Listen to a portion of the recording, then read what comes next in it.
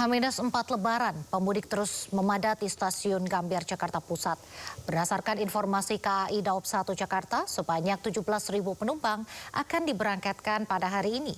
Sejumlah pemudik mengaku sudah membeli tiket kereta api sebelum memasuki bulan Ramadan. Cilacap mau mudik kan? Iya, mau mudik. Beli tiket keretanya sendiri dari kapan Mbak kalau boleh tahu? Dari 1 bulan yang lalu, dari Februari. Tujuannya ke Banjarnegara tapi saya transit lewat Purwokerto. Tujuannya pulang kampung nih untuk apa? Kangen sama keluarga. Untuk hari Silaturahmi juga ya. Kalau boleh tahu beli tiket keretanya dari kapan? Udah H-45 semenjak KAI pengumuman itu saya langsung beli. Jelang Lebaran, pemudik dengan kereta jarak jauh makin meningkat. Stasiun Pasar Senen Jakarta menjadi salah satu titik keberangkatan yang dipadati penumpang sejak sepekan terakhir. Sejak pagi tadi, penumpang terus berdatangan memenuhi area stasiun untuk perjalanan mudik.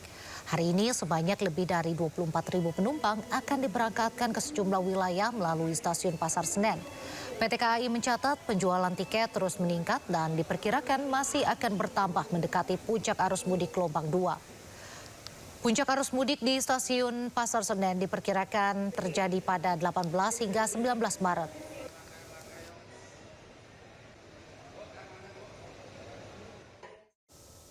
Pemirsa, Menko Infrastruktur dan Pembangunan Kewilayahan Agus Harimurti Yudhoyono memantau arus mudik Lebaran 2026 di Stasiun Pasar Senen Jakarta. AHY menyatakan tim juga disiapkan guna mengantisipasi terjadinya bencana saat arus mudik Lebaran 2026. Perlu kami laporkan, KAI sudah menyiapkan jumlah kereta lebih dari tahun lalu. Terjadi peningkatan kurang lebih 2,1%, atau sekitar 49.886 kereta api yang dipersiapkan tahun ini.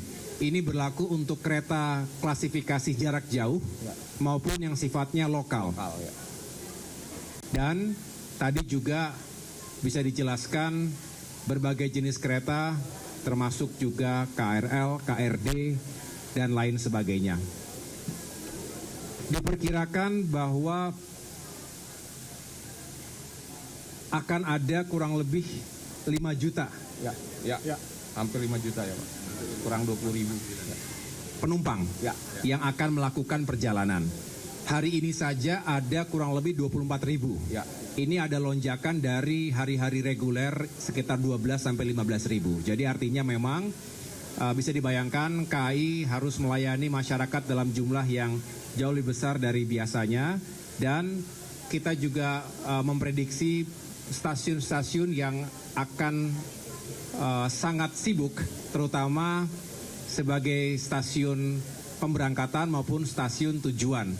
Di antaranya tentu Pasar Senen ini, kemudian Gambir, lalu ada Yogyakarta, juga Surabaya, baik Pasar Turi maupun. Jelang puncak arus mudik 2026, gerbang tol Cikampek Utama terpantau ramai lancar.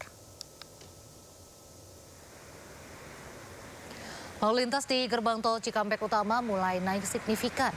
Diskon tarif tol 30% yang sudah mulai berlaku menjadi salah satu penyebab peningkatan pemudik. Meski jumlah pemudik mulai naik, namun belum ada penumpukan kendaraan di gerbang tol Cikatama. Dalam satu hari sejak diberlakukannya diskon tarif tol 30% pada 15 Maret kemarin, dalam satu hari tercatat lebih dari 168.000 kendaraan yang masuk dari gerbang tol Cikatama menuju tol Trans Jawa. Lonjakan kendaraan diprediksi terjadi pada siang hingga malam ini.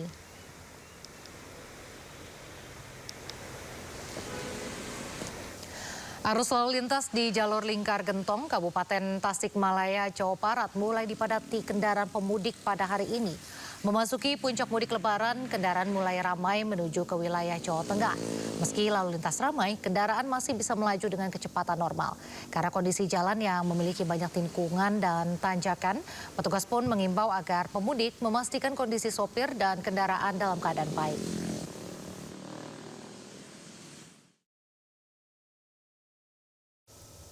Pemirsa, hari ini dan besok akan menjadi puncak arus mudik Lebaran. Hari ini rekayasa lalu lintas kontraflow dan satu arah siap diterapkan untuk mengurai kepadatan. Kita update informasinya di gerbang tol Cikatama. Sudah ada rekan Naura Syafika. Ya, selamat sore Naura. Apakah volume kendaraan sudah semakin meningkat?